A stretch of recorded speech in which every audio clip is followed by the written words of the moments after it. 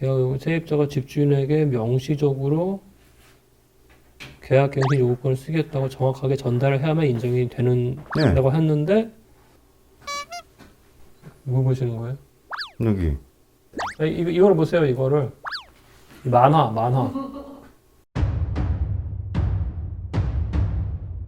임대차 3법이 사람들한테는 굉장히 많이 알려져 있는데 구체적 내용에서 많은 분들이 좀 모르실 수도 있고 좀 궁금해하실 수도 있을 것 같아서 고시삼관왕, 수료주사, 변호사 그리고 중개사 자격증을 갖고 있는 정직한 변호사께서 정직한 답변을 해주실 겁니다. 아 너무 기습적인 주제 선정이라서 100일 만에 공인중개사도 따셨는데 50일 아니었어요? 50일 50일 만에 공부한 시간 30일이에요. 이 정도 기습은 뭐 기본 아닐까요 저희가. 이 자료는요 서울시에서 만든 자료고 작년 7월 31일 날 개정된 주택임대차보호법에 대한 가이드북입니다. 이건 자료 잘 만들었다고 보고요. 특히 뭐 이게 목적 자체가 세입자 보호하는 거니까 세입자들한테는 되게 좋은 정보일 것 같은 생각이 들어요. 야 이거 모르겠어. 아유 이거 어떻게 해야 돼? 근데 이게 중간중간에 봐도 약간 좀 헷갈리는 것도 여전히 있어요. 제가 봤을 때는 여기 그 명시적 계약 청구권을 해야 된다고 나와 있는데 그러니까 계약갱신 요구권은 세입자가 명확하게 본인 의사를 집주인에게 전달된 경우에만 쓴 것으로 보고 있다. 네. 네, 명시적으로 해야죠. 근데 더 살겠다고. 근데 이게 보면은 옆에 국토부 법무부 발간 주택임대차보호법 해설집에는 네. 계약갱신 요구권 행사 방식에는 특별한 제한이 없다. 네. 또 이렇게 나와서 구두, 문자 메시지, 이메일 등의 방법은 모두 가능하지만 장래에 발생할 수 있는 분쟁 예방을 위해서는 내용 증명, 우편 등 증거를 남길 수 있는 방법을 활용하는 것이 안전하다. 네. 이렇게 나와서 그러니까 우리 법제가 무슨 특별히 규정돼 있지 않는 한 대부분이 불요식이에요. 요식 그러니까 요식을 뭐 서면에 의해서 해라 뭐 아니면 유언 같은 경우에는 법이 정한 게 한 5가지 정도밖에 없어요. 아무리 뭐 살아 계시는 분이 카메라로 유언을 하셨어도 유언의 효력이 없어요. 법이 정한 몇 가지 방법. 그러니까 의사 표시를 하는 방법을 특별히 규정하고 있는 게 있어요. 뭐 어떤 건 꼭 서면으로 해야 된다. 그거 외에는 다 그 불요식이에요. 네. 어떤 방식의 제한을 두지 않거든요. 네, 방식이 제한이 없는데 전달은 돼야 되는 거죠. 전달은 당연히 그 사람이 해야죠. 전달을 네. 해야 되는 거고. 그러니까 애매모호하게 표현을 한다든지 네. 뭐 아무 말 없으면 뭐 그냥 내가 살겠다는 뜻 아니에요. 그럼 묵시라는 게 없고 명시적으로 갱신을 하고 싶다라는 말을 해야 된다는 거죠. 그러니까 명시적으로 하라는 말하고 요식이냐 불요식이냐는 좀 다른 개념이라는 거죠. 그러니까 방식의 제한은 없는데 이제 구두로 해도 되는데 명백히 하긴 해야 된다. 그래도 뭐 서류로 우편으로 보낸다든지 내용 증명 같은 경우 아니면 다른 방식으로 문자 메시지나 아니면 통화 녹음 같은 걸로 하는 이유는 나중에 분쟁이 발생됐을 때 이런 행위를 하긴 한 거냐라는 그 증거법적인 이제 문제죠. 예를 들면 뭐 자료를 남겨놓아라, 증거를 남겨놔라는 건. 근데 증거법하고 실제적으로 실체법상으로 내가 그 요구권을 행사하는 방식하고는 좀 다른 개념. 네. 그러면 이제 세입자가 집주인하고 껄끄러 오면은 보통 중개인한테 더 살게요라고 얘기를 하는데 거기서 중개 사고가 발생할 수도 있는 건가요? 그 사람의 그 전달을 안 하면은 어떻게 되는 거예요? 그럴 수 있겠죠. 그죠? 결국은 직접 이렇게 하는 게 제일 안전한 게 되는 거네요. 네. 그러니까 잠깐 중개사한테 얘기했는데 전달 안 했대잖아요. 그럼 누가 책임져요? 그게 이제 중개계약이라는 게 성립됐는지를 봐야 되거든요. 그러니까 보통 요즘은 그 중개사 사무소 가면 이런 갱신된 계약은 무료로 한 장짜리 계약서를 대신 써줘요. 그러니까 뭐 고객 서비스 아니면 뭐 2년 후에 자기한테 또 어떤 중개 물건을 달라는 의미고 그 저기 뭐 거의 돈 받고 좀 하면 좀 매정해 보이고 그러니까 하는데 그게 이제 중개 계약으로 볼 수 있는지 그러니까 이게 중개 문제는 또 아니거든요. 이제 의사 표시를 대신할 수 있는 그 대리권을 수여하는 문제인데 그것도 내가 중개사에게 이런 대리권을 수여하고 그쪽에서 오케이 알겠습니다. 제가 그 의사표시를 대신 전달해 주겠습니다라는 그 자료도 남겨놔야죠. 네. 그러니까 나한테 그런 말을 하신 적이 없는데요 할 수 있잖아요. 그러니까 대리권을 수여했고 그 중개사 역시 오케이라고 해서 그걸 승낙을 해서 그렇게 하기로 했다라면 이제 대리권이 수여된 건데 이것도 역시 증거법상으로 나중에 증거를 남겨놔야죠. 근데 만약에 안 남겨서 거기서 본인은 중개인이 전달을 했다고 하는데 네. 안 됐다고 하면은 네. 누군가 책임이나 보상을 해야 되잖아요. 그 그때는 중개사가 이제 중개사가 그 중개 계약에 의해서 발생한 손해인지는 의문이 좀 들어요. 그렇죠. 예. 의문이 드는데 물건을 새롭게 거래한 건 아니니까. 그런데 어찌됐건 중개사법의 뭐 손해배상 보증제도 그런 걸 활용할 수 있는지는 좀 일단 의문이 드는데 일단 개인적으로 손해배상을 청구할 수 있죠. 중개사에게.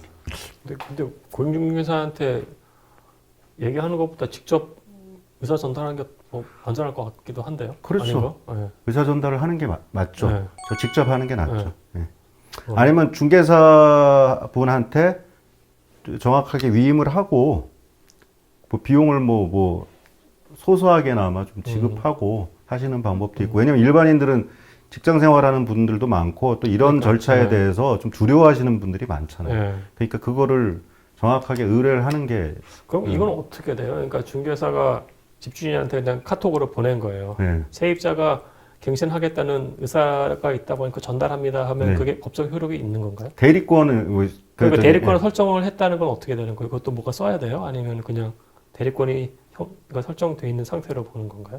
그러니까 대리권 없이 그런 표시를 하는 중개사는 없을 거고요. 뭐 있다 손 치더라도 그 상대방이 저 사람이 대리권 없이 그 의사 표시를 한 것이다라고 주장할 수는 없는 거고. 예. 그 문자나 톡으로 집주인한테 전달을 한 게 남긴 남았잖아요. 네. 근데 집주인이 답이 없는 거예요. 일십. 이거는 그냥 괜찮은 거예요. 어쨌든 표시를 한 거니까. 답이 있는 게 좋죠. 예를 들면 이런 문자가 왔는데 나는 모르겠고 아장아장 걸어다니는 아이가 휴대폰을 손으로 눌러서 이런 게 읽은 걸로 표시되어 있으나 사실은 내가 읽지 못했다라고 할 수 있죠. 그래서 정확한 거는 답을 하나 얻는 게 좋죠. 네. 그리고 이런 건 중요한 문제이기 때문에 카톡이나 문자보다는 직접 통화를 하는 게 좋지 않겠습니까? 예. 네. 녹음하고요. 그렇죠. 그리고 공인중개사를 통해서 예를 들면 집 근처에 있는 공인중개사 아니면 이 집을 처음에 중개를 해주신 분이 계속 영업을 하고 계시다면 그쪽에 대리권을 수여하고 상대방이 그러면 공인중개사도 대리권을 받는다라는 뭐 한 장짜리 갱신하고자 하니 이후 절차를 진행해 주시기 바랍니다. 그래갖고 중개사한테 뭐 보수를 주든 아니면 요즘 같은 경우에는 갱신 청구 절차는 중개사분들이 보수를 안 하고 서비스로 해주는 그런 경우도 있더라고요. 근데 그렇게 해서 정확하게 내가 내 행위를 대신 뭐 위임했다라는 거를 뭐 한 장짜리든 뭐 문서로 남겨놓으시고 그 이후 절차를 진행. 아마 그런 의사표시까지 대리를 부탁할 거면 소액이나마 좀 보수를 지급하시는 게 좋을 거야. 아마. 네, 그렇게 절차를 진행하시면. 네. 원래 묵시적 갱신이라는 게 있지 않았나요? 묵시적 갱신이라는 건 뭐냐면은 갱신 요구권을 행사하는 거 있죠. 이것도 묵시적 갱신이 먼저 이루어졌으면 묵시적 갱신으로 되는 거예요. 갱신 청구권이라는 거는 뭘 전제로 하고냐면 임대인이 종료를 할 것을 전제로 하는 거예요. 임대차를 종료할 것을 전제로 하는 거거든요. 그래서 집을 살고 있는데 그 임대인하고 임차인이 아무 얘기 없이 계약 종료 2개월 전까지 아무 얘기 없이 그냥 그 시간을 흘려보냈어요. 그럼 전 임대차와 동일한 조건으로 갱신된 걸로 보는 거거든요. 보는 거죠. 네.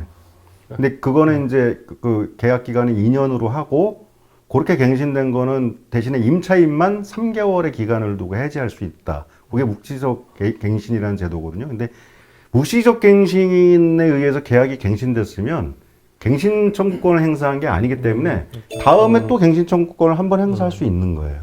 그러니까 집주인하고 세입자가 2년 살고 묵시적 갱신을 한 10년 살았는데도 10년쯤에 이제 분쟁 같은 게 있는데 이 사람이 이제 세입자가 갱신 청구권을 요구할 수 있는 거잖아요. 그렇죠. 그렇죠. 예. 예, 예.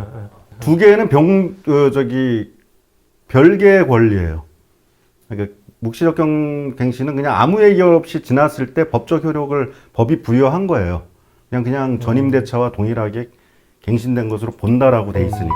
예. 근데 갱신 청구권은 임대인이 계약을 계속할 의사가 없음을 통지하거나 아니면 통지는 안 했더라도 그렇게 보일 경우, 예. 그렇게 보일 경우, 그렇게 사용되는 거라서 하나가 하나를 배제하는 그런 건 아니고 예. 병존하는 권리입니다. 제가 아까 좀 돌아가면은 근데 나중에는 분쟁의 소지가 되게 많겠네요. 이게 계약갱신 청구권을 이렇게 전달하는 과정에서 네. 서로 나 안 받았어. 네. 뭐 이렇게 하면서. 근데 그 경우에 이제 지금 보니까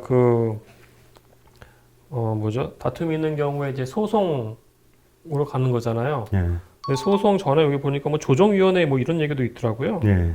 근데 조정위원회에 조정을 요청할 수 있는데 네. 또 거기 조정이 안 되면 소송이라고 돼 있어가지고 네. 모든 조정이라는 게 그래요. 조정이라는 거는 당사자가 오케이 하고 받아들일 때 그게 이제 뭐 판결과 동일한 효력이 있고 뭐 그러는 거고. 그럼 집주인이 약간 좀 이상한 집주인이면은 솔직히 그거 다 알 거 아니에요. 조정 필요 없다는 것까지 알고 그렇죠. 법원까지 가는 거네요. 조정을 하는 이유는 아마 이제 잘 모르니까 그 전문가하는 조정위원들이 이러이러한 전후 사정을 얘기해주면 소송 필요 없이 뭐 이렇게 승패가 뭐 결론을 내주니까 네. 굳이 뭐 노력을 낭비하고 소송할 필요가 있느냐. 그래서 당사자 간에 이제 합의로 끝내는 게 이제 끝내도록 하는 게 조정이잖아요. 근데 그럼에도 불구하고 감정적 이유 아니면 뭐 기타 경제적 이유로 한쪽에서 안 받으면 조정은 아무 효력이 없는 거죠. 변호사와 공인중개사 입장에서 계약갱신 청구권을 임차인 임대인에게 어떤 식으로 하는 게 가장 효과적인 방법일지 추천. 저는 제가 다행인 게 아니라 얼마 전에 제가 이제 생각났는데 지인분의 임대인으로서의 어떤 거절 의사표시 내지는 5% 인상을 대신해드린 적이 있어요. 저는 개인적으로 이분한테 전화를 드렸고 임대인 누구누구에 대신해서 제가 얘기하게 됐습니다. 그래서 전화 통화 녹음을 했어요. 근데 사실 이분은 계속 10년 정도를 계속 갱신되어 왔기 때문에 여전히 갱신 청구를 할 수 있어요. 네. 묵시적 갱신을 계속 묵시적 갱신으로 해왔기 때문에 전 뭐라고 처음에 통화를 했냐면은 계약을 이제 임대인은 지속하지 않으려고 하신다. 그러니까 깜짝 놀라더라고요. 애 교육도 있고 그래서 더 살아야 되는데 어떡하나 뭐 그래서 남편하고 뭐 상의하겠다 뭐 이렇게 하고 알겠다고 하시는데 남편도 그 다음에 전화를 왔는데 강남에서 이렇게 예, 강남에서 거기 전세가 엄청 올랐을 때. 예, 근데 남편분이 전화 왔는데 남편도 몰라요. 이 계약갱신 제도라는 거를. 근데 아마도 알게 되겠죠. 그런데 그렇죠. 제가 그냥 설명을 했습니다. 새로운 법 제도로 갱신 청구를 하실 수 있다고 한 번은 굉장히 반가워하더라고요. 그래서 그러면 집주인이 일단 거절을 하는데 그럼 갱신하실 거면 갱신을 원한다는 문자 메시지 하나 보내달라고 그랬어요, 제가. 그러니까 그 다음에 이분이 그동안 감사하게 잘 지냈고 상대방에서 이런 문자가 왔어요.